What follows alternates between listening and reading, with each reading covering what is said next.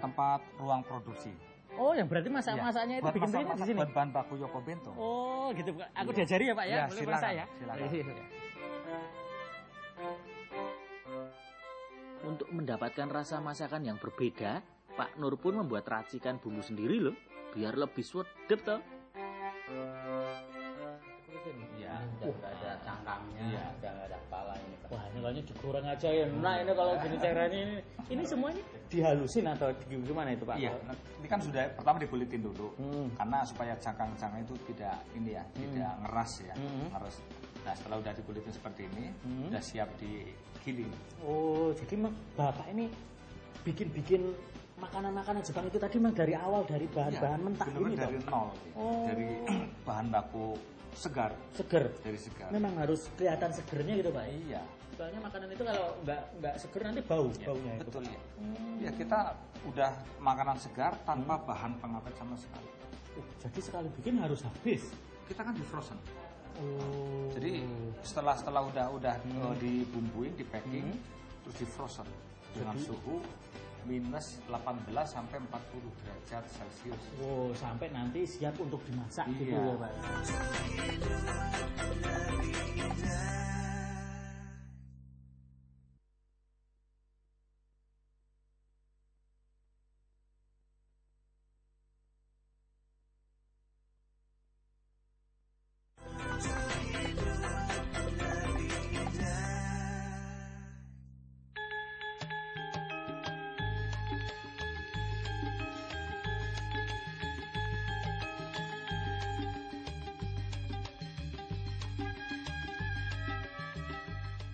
Kalau yang menu-menu Italia itu yang kayak apa itu, Pak? Ada spaghetti. Spaghetti. Oh, ya itu yang spa itu tadi pesan satu sama yang Ada burger, ada hotdog, juga ada dok itu, Pak. Itu bukan dari anjing tuh, Pak itu, Pak. Bukan. Nah, itu. Sama minumnya yang spesial aja lah. Iya, blue sky aja, warna biru. Oh, ya manut lah itu yang blue gitu lah. Bikinin ya, Mbak ya. Walah, bingung ini Mas Narko sama pemikirannya Pak Nur. Kok iso yo menu Jepang digabung sama menu Italiano ini? Wah, piye tuh ini? Dari gerobak kecil sekarang malah sampai menu Jepang sampai sekarang ini menu Amerika sama Italia itu kenapa tuh, Pak? Jadi memang itu pengembangan usaha. Dari dulu berawal saya dari pedagang kaki lima, gerobakan, fried chicken, terus berkembang jadi Japanese food restaurant atau masakan Jepang. Nah sekarang pengembangan lagi ke kafe. Oh, biar orang-orang bisa nongkrong-nongkrong gitu. Betul. Yang sekarang kan lagi ngetren anak-anak muda itu kan.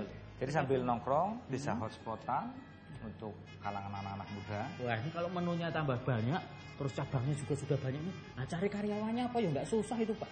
Saya kebetulan ngambil karyawan tuh dari kampung. Dari kampung, dari Jawa. Dari kampung-kampung kayak saya gitu. Ya, betul. Kenapa itu, Pak? Malah kalau karyawan sengaja datang dari kampung, itu benar-benar mau cari pekerjaan. Oh, Benar-benar ya. jadi mereka niat semangat bekerjanya semangatnya tinggi. ada. Lah kalau gitu Mas Narko bisa toh jadi karyawannya? Wah lah hitung-hitung kan bisa makan menu internasionalite itu loh. Gratis toh setiap hari. Sekalian belajar bikin usaha. Spiritus ini, Pak, jangan-jangan. Bukan. Bukan. Makanan saya. Tapi aman toh, Pak, diminum? Aman. Dijamin halal kok. Oh iya enak ya, Pak. Ternyata minuman orang Italia ini koyo ngene toh. Tak pikir ini kayak spiritus ini biru-biru. Nah, tapi rasanya ternyata yo mantep sih. Kesuksesan kini sudah diraih oleh Pak Nur. Namun jika menilik ke belakang, istri dan anak-anaknya lah yang membuat Pak Nur bisa berhasil seperti sekarang ini. Nah itu terus kalau saya pengen tahu, Pak, yang sebenarnya membuat usaha ini sukses itu berkat siapa tuh, Pak? Apakah berkat usaha sendiri atau? Semua ini saya berkat dukungan dari istri saya yang tercinta. Oh, dari ibu gitu toh? Iya, betul. Dukungannya seperti apa itu, Pak? Ya, jadi setiap kita mau punya gagasan apapun, kita harus didampingin sama istri. Dan istri juga harus mendukung. Karena setiap kita usaha atau setiap siapapun mau usaha atau mau bekerja tanpa didukung sama seorang istri tercinta, itu biasanya nggak bakalan berjalan. Karena memang istri itu sama saja faktor pendorong untuk seorang suami. Jadi kalau istri nggak mendukung malah usahanya bisa jadi Bisa hancur. berantakan, hancur biasanya. Dalam mendidik anak-anak, Pak Nur pun punya cara sendiri. Bagas dan Eka yang kini juga sudah beranjak dewasa mulai diajarkan bisnis bapaknya. Mereka juga diwajibkan untuk bekerja dulu sebagai karyawan di perusahaan orang lain supaya bisa menimba ilmu dulu toh. Terus ini Pak, saya kan kagum nih lihat Bapak dari gerobak kecil bisa sampai punya restoran sebanyak ini.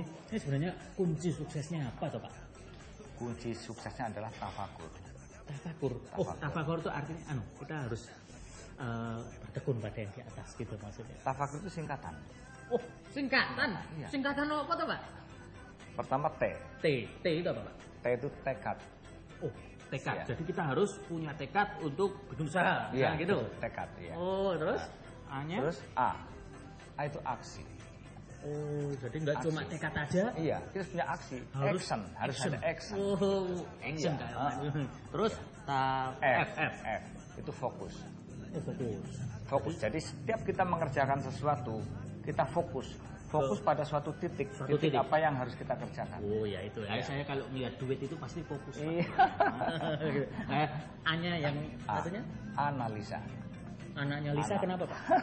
Jadi analisa, kita harus bisa menganalisa yang harus kita kerjakan. Oh, analisa itu Analisa. apa istilahnya mengkoreksi gitu. Betul, apa? betul ya, analisa. Terus K. K itu K itu kreatif. punya Kreatif. daya Jadi mungkin hari ini kita harus bisa membuat menu apa, besok menu apa. berkreasi terus Iya, gitu. harus punya kreasi, kreatif.